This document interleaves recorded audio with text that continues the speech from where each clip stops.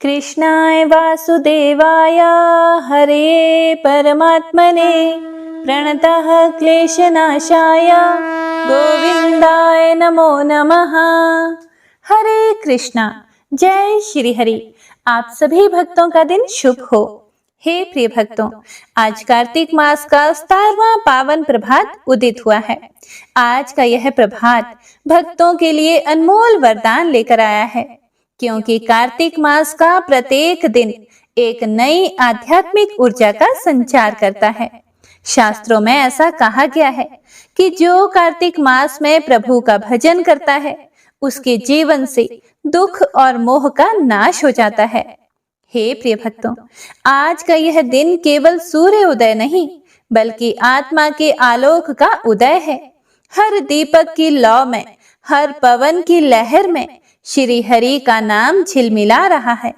तो आइए, कथा प्रारंभ करने से पहले हम सब अपने मन को भक्ति में एकाग्र करें और प्रार्थना करें। हे श्री हरि विष्णु, हमारे जीवन की दिशा को अपने चरणों की ओर मोड़िए। हमें ऐसा भाव दीजिए कि हर कर्म आपके नाम से प्रेरित हो, और हमारे अंतःकरण में वह शांति दीजिए जो केवल आपके चरणों में मिलती है। हे तुलसी महारानी, आप तो हरि की आराध्या हैं।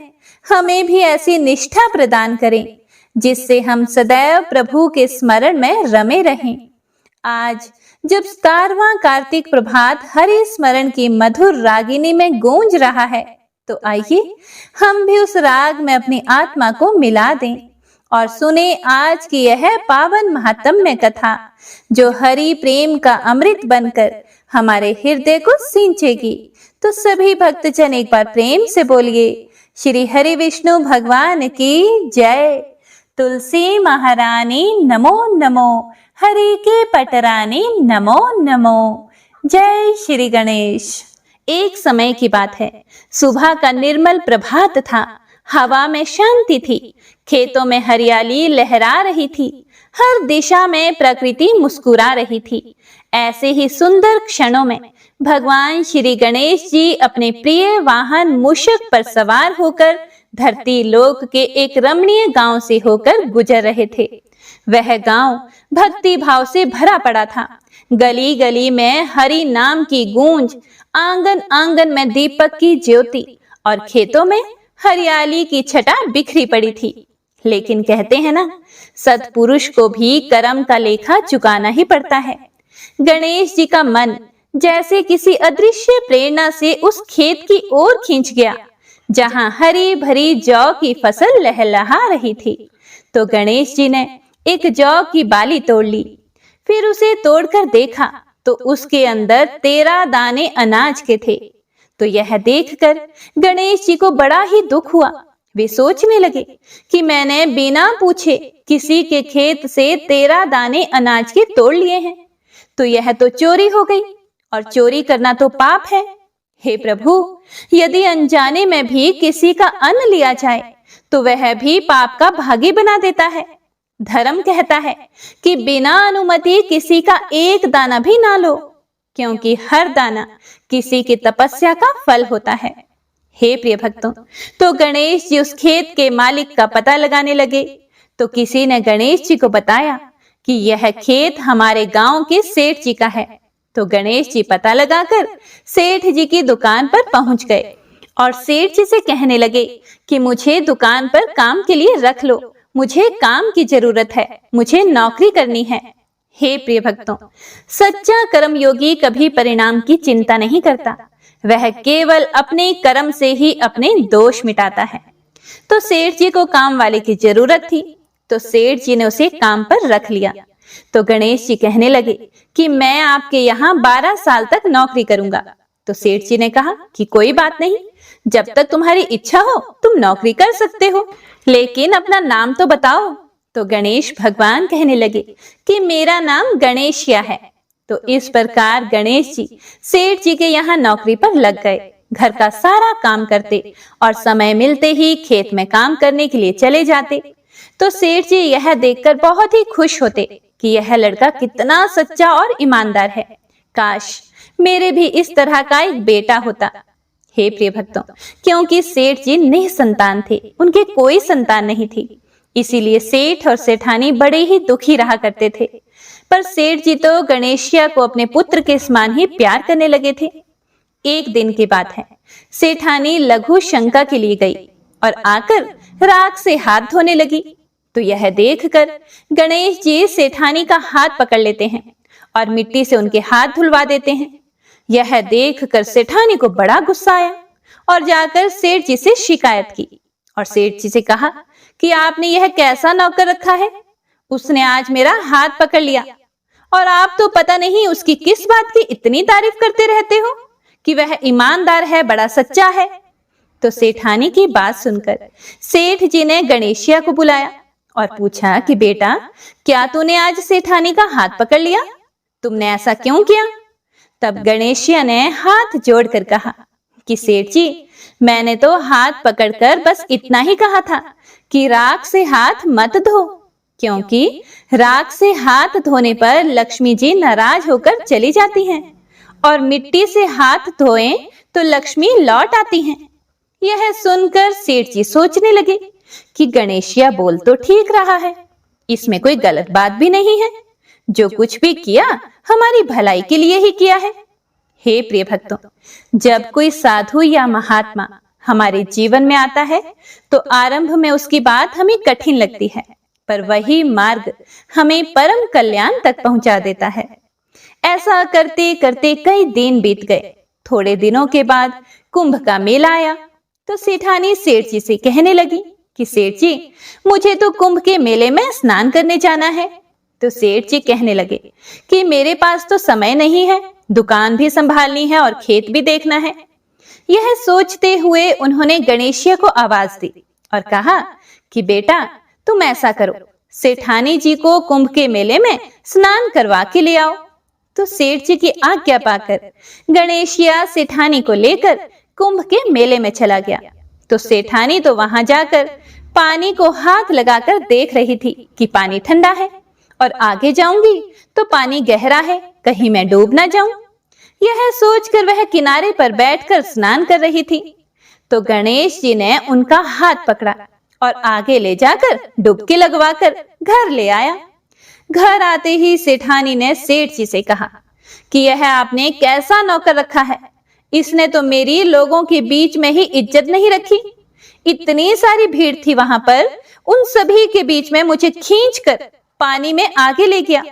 तो यह सुनकर सेठ जी सोचने लगे कि गणेशिया ऐसा क्यों कर रहा है। उन्होंने आवाज लगाई कि बेटा गणेशिया, इधर आओ, क्या सेठानी सच कह रही है? तो गणेशिया ने कहा, हाँ सेठानी जी सच कह रही हैं, इन्हीं से पूछो कि मैंने ऐसा क्यों किया। यह तो किनारे पर बैठकर गंदे पानी से स्नान कर रही थी।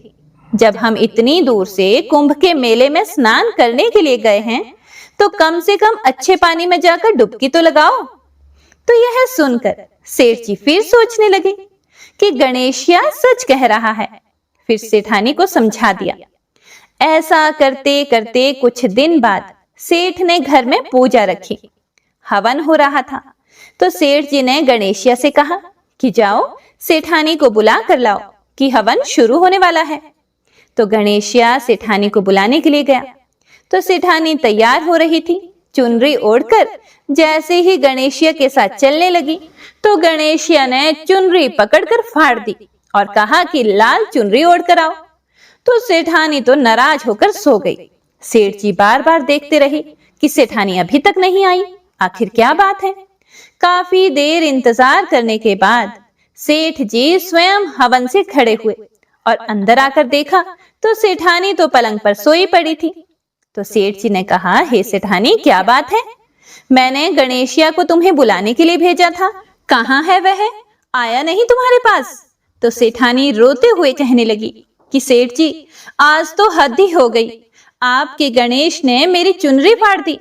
अब भी तुम यही कहोगे कि गणेशिया ने यह भी सही किया है? तो यह सुनते ही सेठ जी को भी बहुत गुस्सा आया और गुस्से में गणेशिया को आवाज लगाई। तो सेठ जी की आवाज सुनकर गणेशिया दौड़ा दौड़ा आया और कहने लगा कि सेठ जी क्या बात है। तो सेठ जी गणेश जी को डांटने लगे और कहा कि गणेशिया, तूने आज तो हद ही कर दी। तुमने अपनी सेठानी की चुनरी फाड़ दी। तुमने ऐसी हरकत क्यों की? मुझे बताओ। तो गणेशिया कहने लगा कि सेठ जी, सेठानी जी काली चुनरी ओढ़कर हवन में बैठने वाली थी। काले वस्त्र कभी भी पूजा पाठ में नहीं पहने जाते, इसीलिए मैंने लाल चुनरी ओढ़ने के लिए कहा था। काला वस्त्र पहनने से कोई भी शुभ काम सफल नहीं होता। यह सुनकर सेठ जी फिर सोचने लगे कि गणेशिया है तो समझदार। फिर सेठानी को समझा बुझाकर हवन के लिए ले गए। ऐसा करते करते कई महीने बीत गए। गणेश जी की नौकरी के 12 वर्ष पूरे हो गए। तो एक दिन की बात है, सेठ जी ने अपने घर पर गणेश भगवान की पूजा रखी। तो पूजा करने के लिए पंडित आया।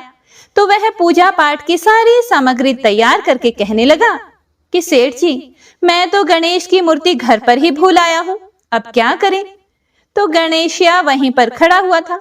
वह कहने लगा कि मुझे ही मूर्ति बनाकर विराजमान कर लो, आपके सारे काम सफल हो जाएंगे। तो गणेशिया के इतना कहते ही सेठ जी को बहुत ही क्रोध आया और गणेशिया से गुस्से में बोले कि अभी तक तो तुम सिर्फ सेठानी से मजाक करते थे, अब तुम मुझसे भी मजाक करने लग गए। तो गणेशिया बोला कि नहीं सेठ जी, मैं मजाक नहीं कर रहा हूं, मैं तो सच बोल रहा हूं। इतना कहकर गणेशिया ने अपना असली रूप धारण कर लिया। क्षण भर में पूरे घर का वातावरण बदल गया। जहां पहले आशंका थी, वहां अब श्रद्धा उमड़ पड़ी। हर दिशा में दिव्य प्रकाश फैल गया और वायु में गणेश नाम की गूंज होने लगी। जय गणेश देवा, जय गणेश देवा। तो गणेश जी का यह स्वरूप देखकर सेठ, सेठानी और पंडित हैरान हो गए। जैसे ही गणेश जी ने अपना दिव्य रूप प्रकट किया, पूरा घर भक्ति भाव से भर उठा। सेठ और सेठानी के नेत्रों से अश्रु धारा बहने लगी। वे रोते हुए बोले, हे गणेश भगवान, हम आपको पहचान ना सके, हमसे बहुत बड़ी भूल हो गई, हमें क्षमा करें। तो गणेश जी ने हंसकर कहा कि जल्दी से पूजा समाप्त करो। तो पूजा पाठ शुरू की गई। पूरे विधि विधान से गणेश जी की पूजा की। जैसे ही पूजा समाप्त हुई तो गणेश जी तो अंतर ध्यान हो गए। सेठ और सेठानी को बड़ा ही अफसोस होने लगा। उन्होंने कहा कि हमारे पास आज तक गणेश जी रहते रहे और हम उनसे काम करवाते रहे, हमें तो पता ही नहीं था कि यह गणेशिया ही भगवान है। अब यह पाप कैसे उतरेगा? हमने उनसे कितना काम करवाया है। तो सेठानी कहने लगी, आपने तो काम ही करवाया था, मैंने तो गणेश जी भगवान को ना जाने कितनी डांट लगाई है। तो गणेश जी भगवान मुझसे तो जरूर ही नाराज हो गए होंगे, अब हमें क्या करना चाहिए? तो इस तरह अफसोस करते करते सेठ और सेठानी सो गए। तो गणेश जी सेठ जी के सपने में आकर गणेश जी मुस्कुराए और बोले, सेठ, यह मेरा कर्म का लेखा था। मैंने तुम्हारे खेत से जो लिया था उसका प्रतिदान दे दिया। मैंने तुम्हारे यहाँ कोई काम नहीं किया, क्योंकि 12 साल पहले मैंने तुम्हारे खेत से जौ की बाली तोड़ी थी। उसी का कर्ज चुकाने के लिए तुम्हारे घर पर काम कर रहा था। तुम्हें अफसोस करने की कोई जरूरत नहीं है। मैं तो अपनी चोरी का दोष उतारने के लिए तुम्हारे यहाँ आया था। तुम्हारे साथ रहकर मुझे बहुत ही अच्छा लगा। अब तुम्हारे जीवन में कभी भी किसी भी चीज का कोई अभाव नहीं रहेगा। इतना कहकर गणेश जी भगवान अंतर ध्यान हो गए। सुबह हुई तो सेठ का घर धन, अन्न और सौभाग्य से भर गया और सेठानी के गर्भ से एक सुंदर बालक का जन्म हुआ, जिसमें गणेश जी का ही तेज झलक रहा था। हे प्रिय भक्तों, यही है गणेश सेवा का फल। जो भी सच्चे मन से गणपति की सेवा करता है वह जीवन भर सुख, शांति और समृद्धि पाता है। हे गणेश जी महाराज, जैसे आपने सेठ दंपति को सुख, संतान और समृद्धि दी, वैसे ही हम सबको भी अपनी असीम कृपा प्रदान करें।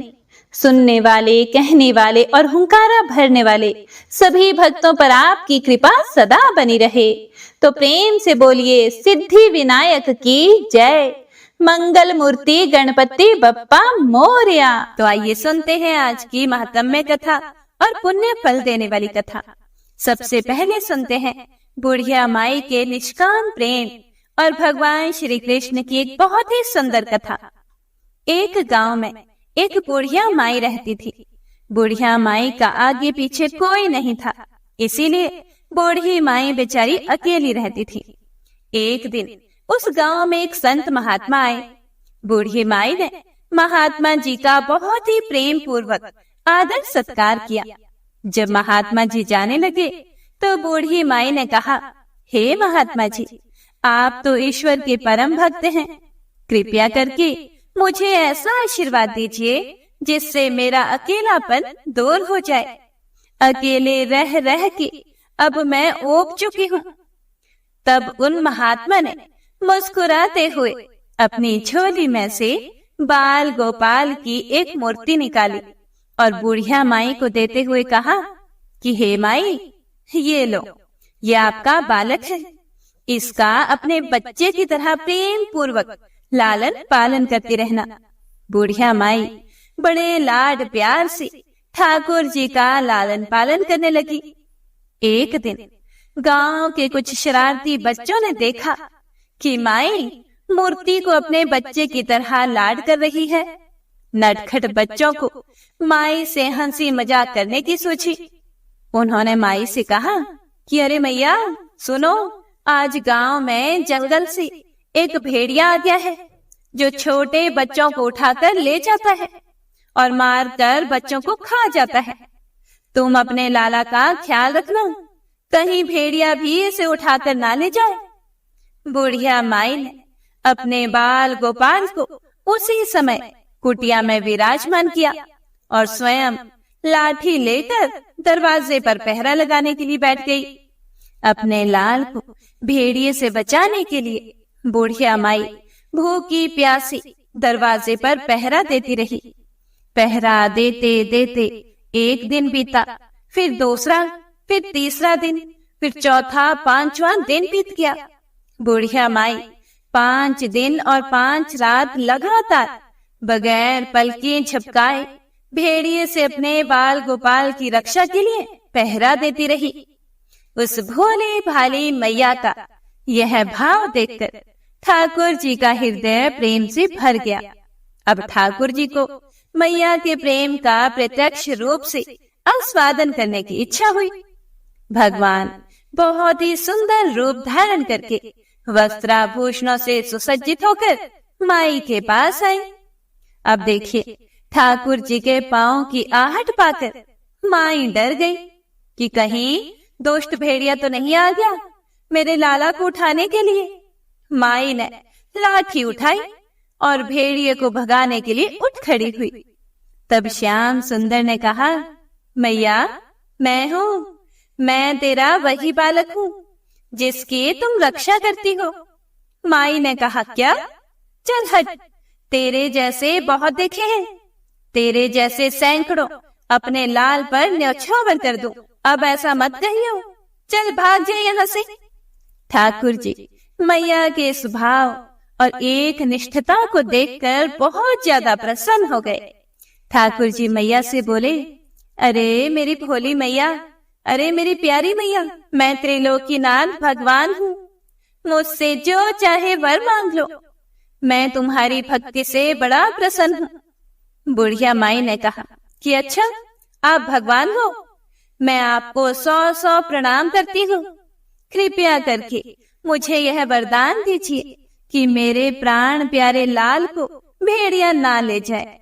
हे प्रिय भक्तों, अब ठाकुर जी और ज्यादा प्रसन्न होते हुए बोले, तो चलो मैया, मैं तेरे लाल को और तुझे अपने निज धाम ले चलता हूँ, वहां भेड़िए का कोई भय नहीं है। इस तरह प्रभु बुढ़िया माई को अपने निज धाम ले गए। भगवान को पाने का सबसे सरल मार्ग है भगवान को प्रेम करो, निष्काम प्रेम, जैसे बुढ़िया माई ने किया। हमें अपने अंदर बैठे ईश्वरीय अंश की काम, क्रोध, लोभ, मोह और अहंकार रूपी भेड़ियों से रक्षा करनी चाहिए। जब हम पूरी तरह से तन्मय होकर अपनी पवित्रता और शांति की रक्षा करते हैं तो एक ना एक दिन ईश्वर हमें दर्शन जरूर देते हैं। हरे कृष्णा। उम्मीद करती हूँ आपको ये कहानी पसंद आई होगी।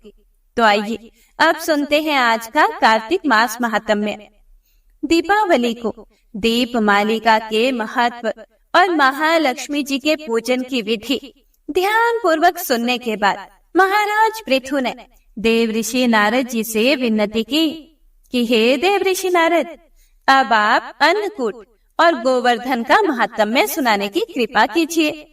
तब देव ऋषि नारद कहने लगे, दीपावली के अगले दिन कार्तिक शुक्ल प्रतिपदा को गोवर्धन पूजा और अन्नकूट होता है और इस दिन पृथ्वी पर गोबर का गोवर्धन बनाकर उसका पूजन करें और अन्नकूट बनाएं। ब्राह्मणों को भोजन कराने के बाद स्वयं भोजन करें। गऊ और बैल का भी पूजन करना चाहिए। दिन के तीसरे पहर में मार्गपालिका बांधें। इस दिन दामाद का भी पूजन होता है। दामाद को घर पर बुलाकर उनका आदर सत्कार और पूजन भी करना चाहिए। यह सुनकर राजा पृथु देव ऋषि नारद से पूछने लगे, हे नारद जी, सबसे पहले यह पूजन किसने और कब किया था? कृपया यह भी बताइए। तब देव ऋषि नारद जी ने कहा, समुद्र मंथन के समय जब लक्ष्मी जी समुद्र से उत्पन्न हुई तब विष्णु भगवान के साथ उनका विवाह हुआ। इससे आनंदित होकर समुद्र ने भगवान की स्तुति की। तब भगवान श्री हरि विष्णु ने कहा कि मुझसे वरदान मांगो। यह सुनकर समुद्र ने कहा, हे भगवान, आप लक्ष्मी जी सहित मेरे यहाँ निवास कीजिए। तब श्री हरि विष्णु ने कहा कि ऐसा ही होगा और तब भगवान विष्णु लक्ष्मी जी सहित क्षीर सागर में शेष शैया पर अवस्थित हो गए। उसी दिन से आज के दिन दामाद का पूजन प्रारंभ हुआ है। जो कोई भी कार्तिक सुधी एकम को दामाद का पूजन करता है वह सभी पापों से मुक्त हो जाता है। हे प्रिय भक्तों, गोवर्धन पूजा का महत्व बताने के बाद देव ऋषि नारद जी कहने लगे, हे राजा पृथु, कार्तिक सुधी दूज को यम द्वितीया कहते हैं। इस दिन यमुना स्नान करके यमराज का पूजन किया जाता है। दीपावली के बाद की इस द्वितीया को भैया दूज भी कहा जाता है। इस दिन भाई अपने घर भोजन ना करे। अगर अपनी बहन ना हो तो गुरु की कन्या भी बहन के समान होती है, इसीलिए उसे ही बहन मानना चाहिए।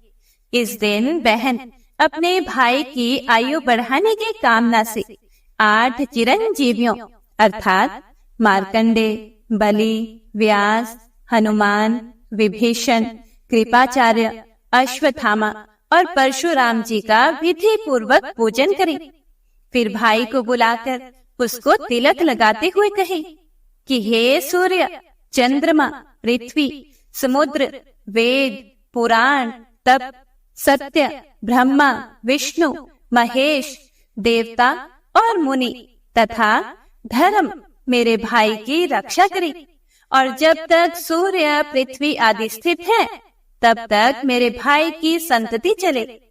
फिर बहन भाई को तिलक करके भोजन कराएं। भाई भी अपनी श्रद्धा और सामर्थ्य के अनुसार बहन को दक्षिणा दे। हे प्रिय भक्तों, इतनी कथा सुनने के बाद राजा पृथु ने देव ऋषि नारद से पूछा, हे देव ऋषि नारद, सभी क्षेत्रों में उत्तम कौन सा क्षेत्र है? तब नारद जी ने कहा, हे राजन, सब क्षेत्रों में उत्तम गंगा और यमुना जी का संगम है, जिसमें स्नान आदि करने की इच्छा ब्रह्मा आदि देवता भी किया करते हैं। गंगा जी के स्मरण मात्र से अनेक पाप नष्ट हो जाया करते हैं। जो कोई गंगा जी में स्नान करता है उसके समस्त पाप क्षय हो जाते हैं और उसकी कई पीढ़ियों को परम पद की प्राप्ति हो जाती है। गंगा जी में स्नान करने की अभिलाषा करने मात्र से ही मनुष्य अनेक जन्मों के पापों से मुक्त हो जाता है। गोदावरी, कृष्णा, रेवा, अमरावती, तुंगभद्रा, कावेरी, यमुना, बाहुदा, चैत्रवती, ताम्रपर्णी और सरयू आदि नदियां और सभी तीर्थ गंगा जी में स्थित हैं। काशी क्षेत्र सभी क्षेत्रों में उत्तम है। जो काशी में वास करते हैं वे जीवन मुक्त हो जाते हैं। जो व्यक्ति काशी क्षेत्र का स्मरण करते हुए अपने शरीर का त्याग करता है वह भी मोक्ष प्राप्त कर लेता है। नैमिषारण्य तीर्थ में श्री सूत जी से इतनी कथाएं सुनने के बाद ऋषि मुनियों ने निवेदन किया कि हे सूत जी, अब आप कृपया करके भगवान के चरणों से उत्पन्न हुई गंगा जी का महात्म्य सुनाइए। तब श्री सूत जी महाराज बोले, हे ऋषियों, इस संबंध में नारद मुनि ने जो कुछ भी राजा पृथु से कहा था वही मैं तुमको सुनाता हूँ। तुम सभी ध्यान से सुनो। समस्त देवताओं और दैत्यों को उत्पन्न करने वाले महर्षि कश्यप जी की 2 पत्नियां थी। एक पत्नी का नाम अदिति था और दूसरी का नाम दीति था।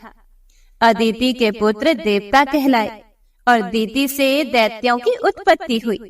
भाई होते हुए भी देवताओं और दैत्यों में जन्म से ही परस्पर वैर भाव चला आ रहा था। कालांतर में प्रहलाद जी का पौत्र और विरोचन का पुत्र दैत्यराज बलि दैत्यों का राजा बना।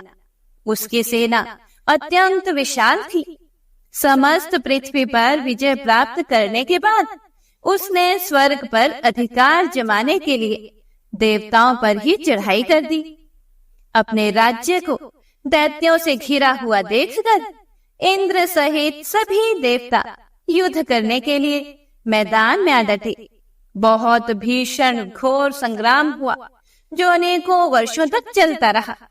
जब देवताओं ने देखा कि दैत्यों की शक्ति में तो कोई कमी ही नहीं आई और वे निरंतर आगे ही बढ़ते जा रहे हैं, तब देवता मैदान छोड़कर भाग खड़े हुए।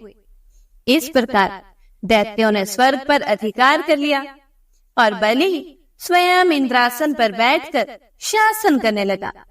हे महर्षियों, अब तो यज्ञ की हवि देवताओं के स्थान पर दैत्यराज बलि और अन्य दैत्यगण ग्रहण करने लगे।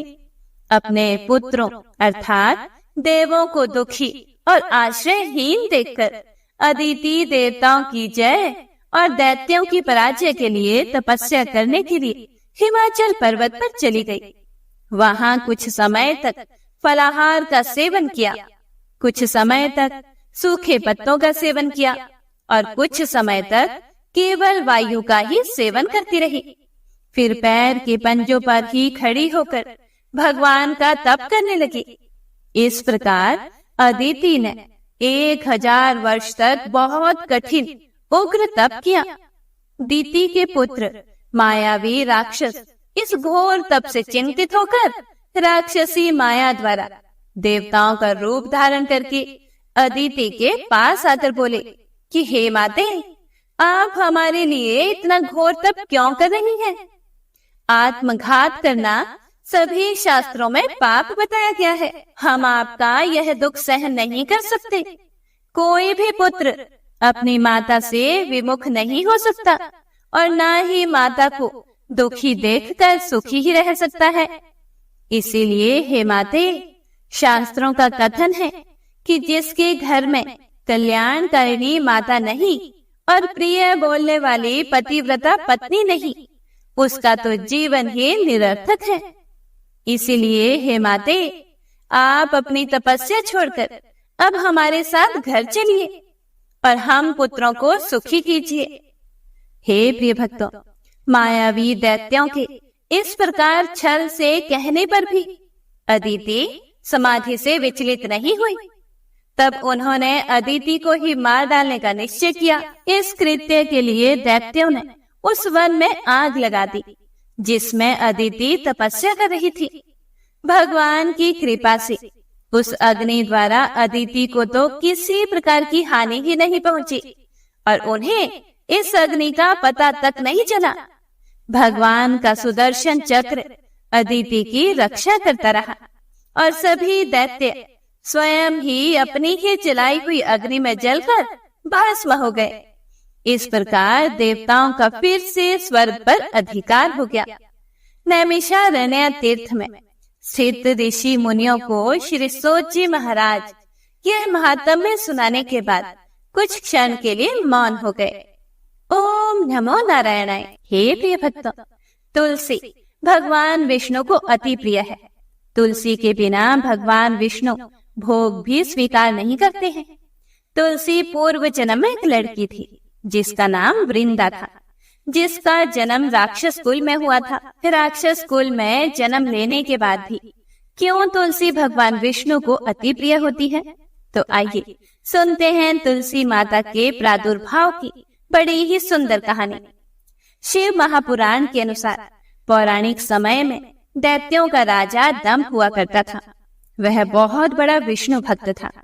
कई सालों तक उसके यहाँ संतान नहीं होने के कारण उसने शुक्राचार्य को अपना गुरु बनाकर उनसे श्री कृष्ण मंत्र प्राप्त किया।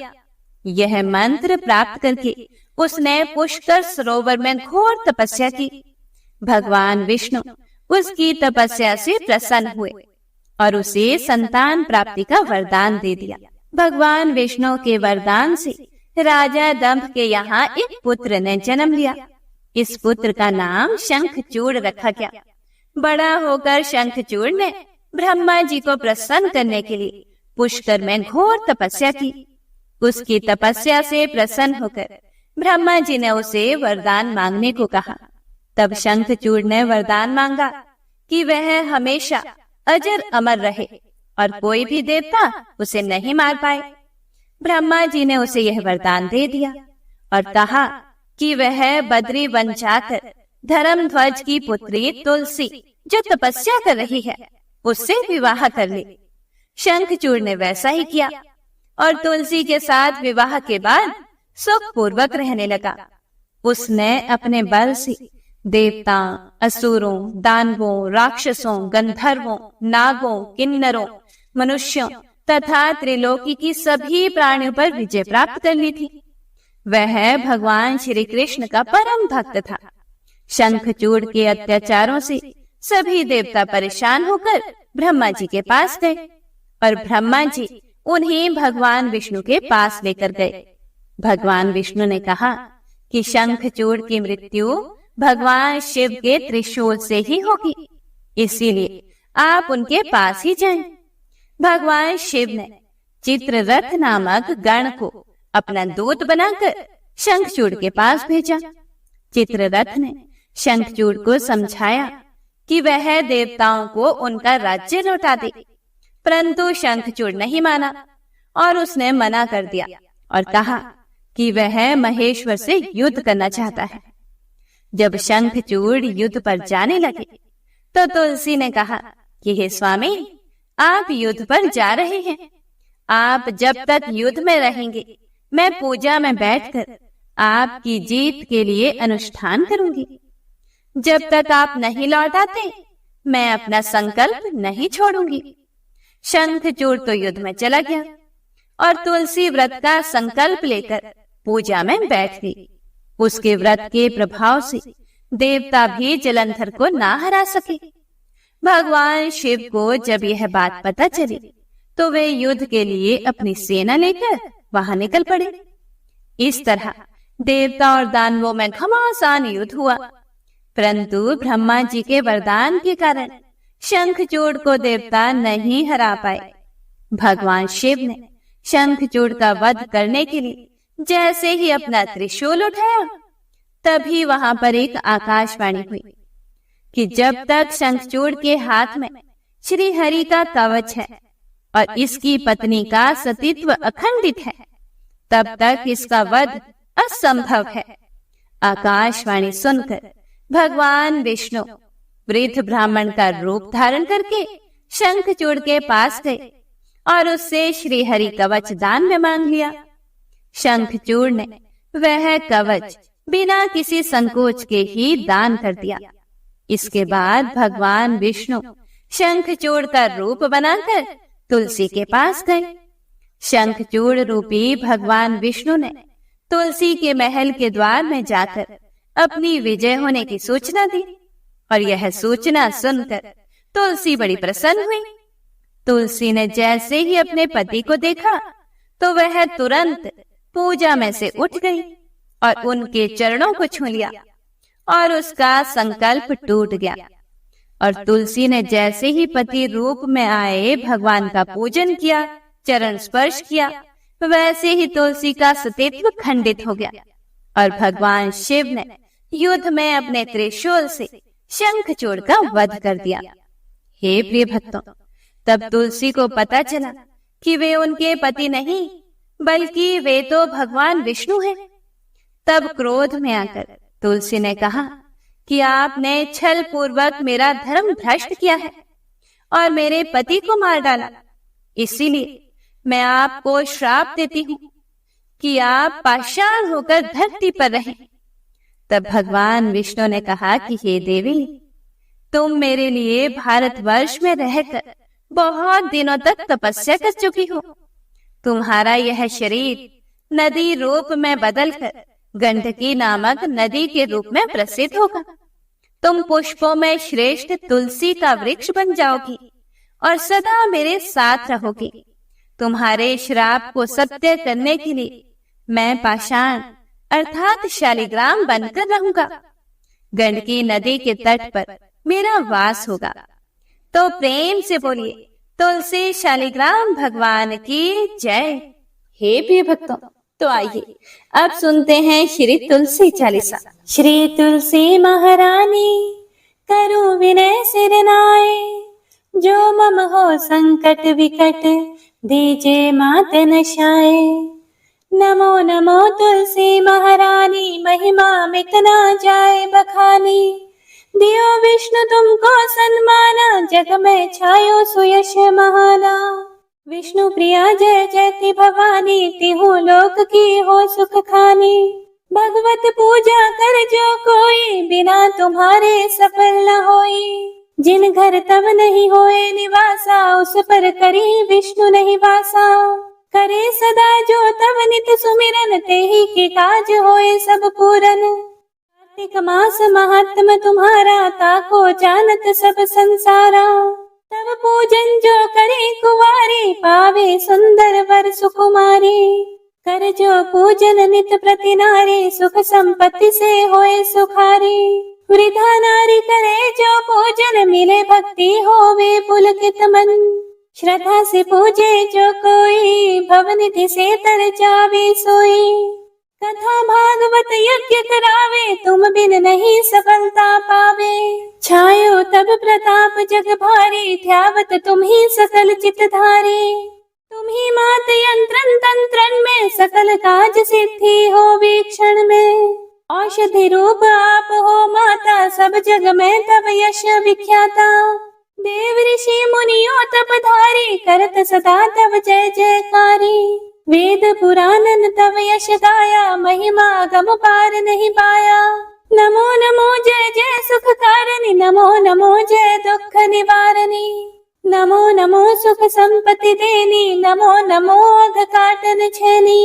नमो नमो भक्तन दुख हरणी, नमो नमो दुष्टन मद छेनी। नमो नमो भव पार उतारणी, नमो नमो परलोक सुधारणी। नमो नमो निज भक्त उबारणी, नमो नमो जन काज संवारणी। नमो नमो जय कुमति नशावनी, नमो नमो सुख उपजावनी। जयति जयति जय तुलसी माई, ध्याऊं तुमको शेष नवाई। निज जन जानी मोहि अपनाओ, बिगड़े कारज आप बनाओ। करो विनय मैं मात तुम्हारी, पूर्ण आशा करहूँ हमारी। शरण चरण कर जोरी मनाऊं, निश दिन तेरे ही गुण गाऊं। कहूँ मात यह अब मोह पर दाया, निर्मल होए सकल मम काया। मंगू मात यह वर दीजे, सकल मनोरथ पूर्ण कीजे। जनो नहीं कुछ नेम आचारा, क्षमहु मात अपराध हमारा। 12 मास करे जो पूजा, तासम जग में और न दूजा। प्रथम ही गंगा जल मंगवावे, फिर सुंदर स्नान करावे। चंदन अक्षत पुष्प चढ़ावे, धूप दीप नैवेद्य लगावे। करे आचमन गंगा जल से, ध्यान करे हृदय निर्मल से। पाठ करे फिर 40 की, स्तुति करे मात तुलसा की। यह विधि पूजा करे हमेशा, ताके तन नहीं रहे कलेशा। करे मास कार्तिक का साधन, सोवे नित्य पवित्र सिद्ध हुए चाही। है ये कथा महा सुखदाई, पढ़े सुने सो भव तर जाए। तुलसी मैया तुम कल्याणी, तुम्हारी महिमा सब जग जानी। भावना तुझे मनित नित ध्यावे, गागा कर मां तुझे रिझावे। यह श्री तुलसी चालीसा, पाठ करे जो कोई। गोविंद सो फल पावहि, जो मन इच्छा होए। जय माँ तुलसा। हे प्रिय भक्तों, तो आइए अब सुनते हैं लपसी और तपसी की कहानी। यह एक पौराणिक लोक कथा है। इस कथा के अनुसार एक लपसी था तथा एक तपसी था। तपसी सदैव भगवान की तपस्या में लीन रहता था और लपसी रोजाना 1.25 सेर की लापसी बनाकर भगवान का भोग लगाकर खा लेता था। एक दिन वह दोनों लड़ने लगे। तपसी बोला, मैं रोजाना भगवान की तपस्या करता हूँ, इसीलिए मैं बड़ा हूँ। तो लपसी बोला कि मैं रोज भगवान को 1.25 सेर लापसी का भोग लगाता हूँ, इसीलिए मैं बड़ा हूँ। तभी देव मुनि और परम वैष्णव ब्रह्मा जी के मानस पुत्र और महाज्ञानी नारद जी वहां से गुजर रहे थे। उन्होंने लपसी और तपसी दोनों को लड़ते हुए देखकर उनसे पूछा कि तुम दोनों क्यों लड़ रहे हो। तब तपसी ने खुद के बड़ा होने का कारण बताया और लपसी ने अपने सर्वश्रेष्ठ होने का कारण बताया। उन दोनों की पूरी बात सुनकर महाचतुर भक्त शिरोमणि नारद जी बोले कि तुम दोनों का फैसला मैं कर दूंगा। दूसरे दिन लपसी और तपसी नहाकर अपनी रोज की भक्ति करने के लिए गए तो नारद जी ने छुपकर 1.25 करोड़ की एक अत्यंत बहुमूल्य रत्न जड़ित और दुर्लभ मणियों से बनी अंगूठी उन दोनों के सामने रख दी। हे प्रिय भक्तों, तपसी की नजर जब अंगूठी पर पड़ी तो उसने चुपचाप अंगूठी उठाकर अपने नीचे दबा ली। लपसी की नजर अंगूठी पर पड़ी, लेकिन उसने ध्यान ही नहीं दिया और भगवान को भोग लगाकर लापसी खाने लगा। इसके बाद नारद जी उन दोनों के सामने आए तो दोनों ने हे नारद जी से पूछा, हे मुनि श्रेष्ठ, अब आप अपना निर्णय बताइए कि हम में से कौन बड़ा है, किसकी भक्ति श्रेष्ठ है। तो नारद जी ने तपसी से खड़ा होने को कहा। जब वह खड़ा हुआ तो उसके नीचे दबी अंगूठी उन्हें दिखाई पड़ी। नारद जी ने तपसी से कहा कि तपस्या करने के बाद भी तुम्हारी चोरी करने की आदत नहीं गई, इसीलिए लपसी बड़ा है और तुम्हें तुम्हारी तपस्या का कोई भी फल नहीं मिलेगा। हे प्रिय भक्तों, तब तपसी बड़ा शर्मिंदा होकर नारद जी से माफी मांगने लगा। उसने नारद जी से पूछा कि मुझे मेरी तपस्या का फल कैसे मिलेगा। तब नारद जी ने उससे कहा कि यदि कोई गाय और कुत्ते की रोटी को नहीं बनाएगा, यदि कोई ब्राह्मण को भोजन करवाकर दक्षिणा नहीं देगा, तो उनके दान धर्म का फल, उन लोगों की पूजा का फल तुझे मिलेगा। यदि कोई सुहागिनी साड़ी के साथ ऊपरी अंगोछा का दान नहीं देगा, तो वह फल तुझे मिलेगा। यदि कोई दिए से दिया जलाए, तो वह फल भी तुझे मिलेगा। यदि कोई सारी कहानी सुने लेकिन तुम्हारी कहानी नहीं सुने, तो उसकी पूजा का फल भी तुझे मिलेगा। हे प्रिय भक्तों, उसी दिन से हर व्रत कथा कहानी के साथ लपसी तपसी की यह कहानी भी अवश्य सुनी और कही जाती है। तो आइए अब सुनते हैं तुलसी माता की आरती। तुलसी महारानी नमो नमो, हर की पटरानी नमो नमो। तुलसी महारानी नमो नमो, हर की पटरानी नमो नमो। धन तुलसी पूरण तप कीनो, शालिग्राम बनी पटरानी नमो नमो। तुलसी महारानी नमो नमो। जाके पत्र मंजरी कोमल, श्रीपति कमल चरण लपटानी नमो नमो। तुलसी महारानी नमो नमो, हर की पटरानी नमो नमो। कौन से महीने में बोई रानी तुलसा, कौन से महीने हुई हरियाली। नमो नमो तुलसी महारानी, नमो नमो हर की पटरानी, नमो नमो। कौन से महीने में हुई तेरी पूजा, कौन से महीने हुई पटरानी। नमो नमो तुलसी महारानी, नमो नमो हर की पटरानी, नमो नमो। आषाढ़ मास में बोई रानी तुलसा, सावन मास में हुई हरियाली। नमो नमो तुलसी महारानी, नमो नमो हर की पटरानी, नमो नमो। कार्तिक मास में हुई तेरी पूजा, मंगसिर मास हुई पटरानी। नमो नमो तुलसी महारानी, नमो नमो हर की पटरानी, नमो नमो।